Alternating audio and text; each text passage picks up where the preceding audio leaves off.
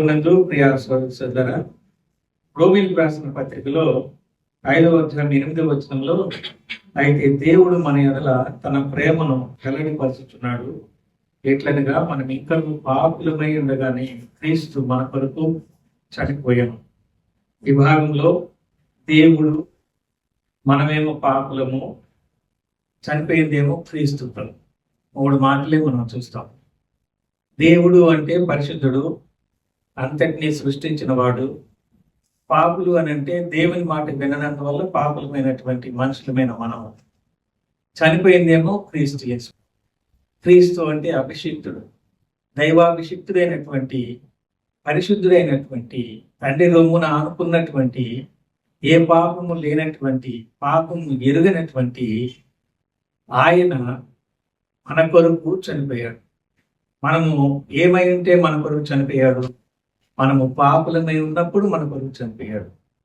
ఆ భాగంలోనే పైన ఎవరైనా మంచివాని కొరకు ఒకవేళ చనిపోతారేమో, అది కూడా కష్టమే. కానీ పాపాత్ములమైన మన కొరకు క్రీస్తు చనిపోయాడు అనేటువంటి మాట మనం చూస్తాం. క్రీస్తు ప్రభు చనిపోయినటువంటి విధానాన్ని మనం జ్ఞాపకం చేసుకుంటే, ఆయన ఒక కొయ్య మ్రాను, ఆ మ్రానున దీయబడడానికి బదులుగా, అనగా ఆ సిలువ మీద వేలాడడానికి ముందే ఆ సిలువ మ్రానుని మోసినట్టుగా మనం చూస్తున్నాం. ప్రయాసపడి భారం మోస్తున్న సమస్తమైన వాళ్ళ నా ఎద్దుకు రండి, నేను మీకు విశ్రాంతిని ఇస్తానని ఆ వాక్యంలో మనం చూస్తాం. అంటే మనము మోస్తున్నటువంటి వారినిగా బైబిల్ గ్రంథం తెలియజేస్తుంది. అంటే ఏం మోస్తున్నాం? మనము మనసాక్షిలో దోషారోపణనే మోస్తున్నాం. ఎవరు తీర్చలేనటువంటి ఆ భారాన్ని మోస్తున్నాం. శరీర సంబంధించిన బరువులు, భారాలు మన కోసం ఇంకెవరైనా మోస్తే అవకాశం ఉంది, కానీ ఎవరి పాపాన్ని వాళ్ళే మోస్తున్నటువంటి స్థితిని ఈ బైబిల్ గ్రంథంలో మనం చూస్తాం.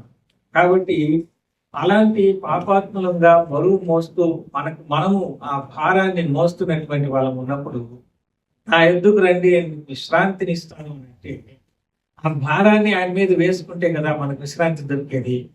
ఆ భారాన్ని ఆయన మీద వేసుకునే దానికోసం సిలువని ఆయన మోసినట్టుగా మనం చూస్తాం. సిలువ అనంటే అది ఒక చెట్టు నుంచి తీసినటువంటి ఒక కర్ర.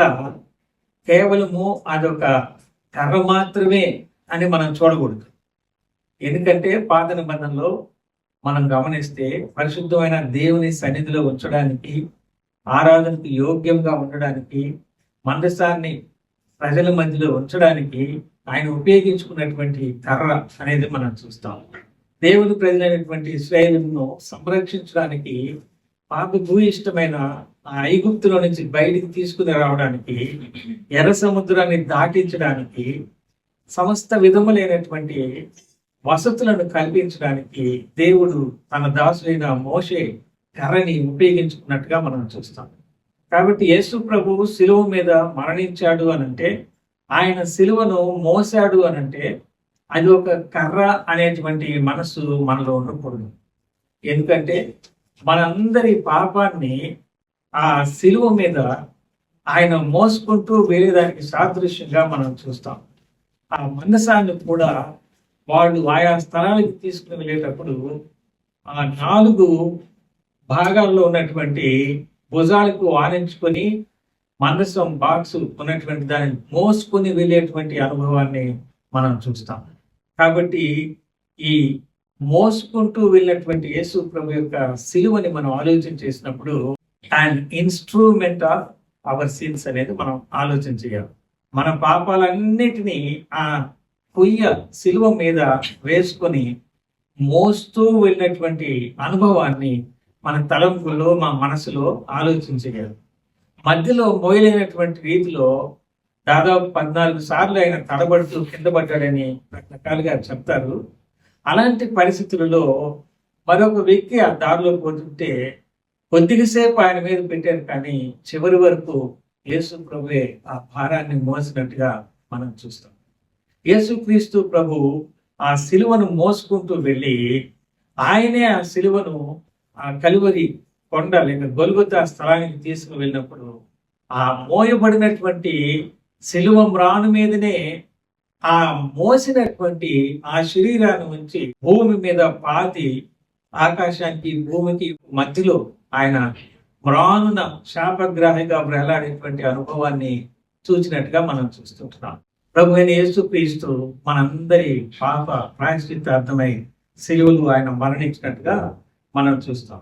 ఆయన మరణాన్ని గురించినటువంటి వివరాలు ప్రకటన గ్రంథంలో 12వ అధ్యాయంలో మనం గమనిస్తే, సమస్త జనములను ఇనుప దండముతో ఏలనై ఉన్న మగ శిశువును ఆమె కనగా, ఆమె శిశువు దేవుని యొద్దకును ఆయన సింహాసనమున యొద్దకును కొనుకోబడిను అనేటువంటి మాటలు ఇక్కడ మనం చూస్తాం.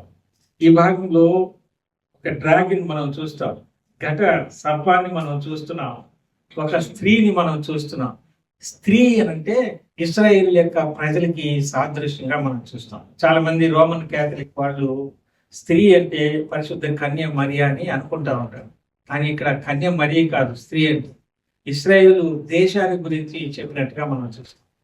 ఆ యూదులలో నుంచి యేసుక్రీస్తు ప్రభు వస్తాడనేటువంటి ప్రవచన నెరవేర్పుని ఈ భాగంలో మనం చూస్తాం.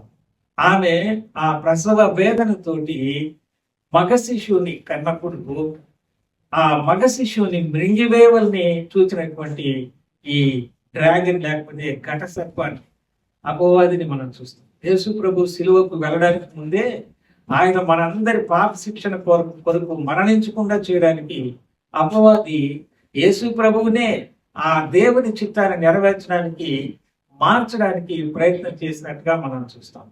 కానీ మనందరి పాప ప్రాయశ్చిత్తార్థమై ఆయన మన పాప శిక్ష కొరకు ఆ రీతిగా సిలువలో మన యొక్క మరణాన్ని మిరింగివేసినటువంటి అనుభవాన్ని ఆయనే తీసుకున్నట్టుగా మనం చూస్తాం.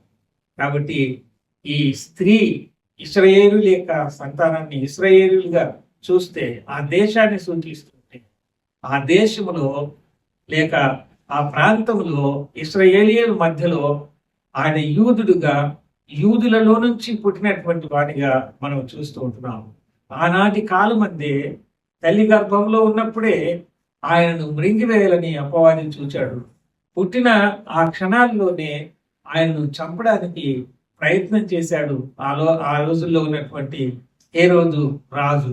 కాబట్టి ఆయన యొక్క మరణాన్ని గురించి ఆలోచన చేసేటప్పుడు ఆయన మన కొరకు శరీరధారిగా వచ్చినటువంటి సమయం నుంచి కూడా ఎక్కడ అవకాశం దొరికితే అక్కడ ఆయనను మృంగివేయాలని, ఆయనను ఈ లోకంలో మన కొరకు సిలువలో పరిశుద్ధమైన రక్తము చిందించకుండా ఆయనను మార్చివేయాలని దేవుని యొక్క మనల్ని రక్షించే ఆ సంకల్పాన్ని నిర్వీర్యం చేయడానికి మరి ప్రయత్నాలు జరిగినట్టుగా మనం చూస్తూ ఉంటున్నాం.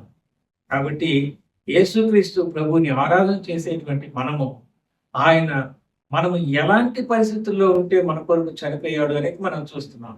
పాపులంగా ఉన్నప్పుడు మన కొరకు ఆయన చనిపోయాడు, మరణించాడు.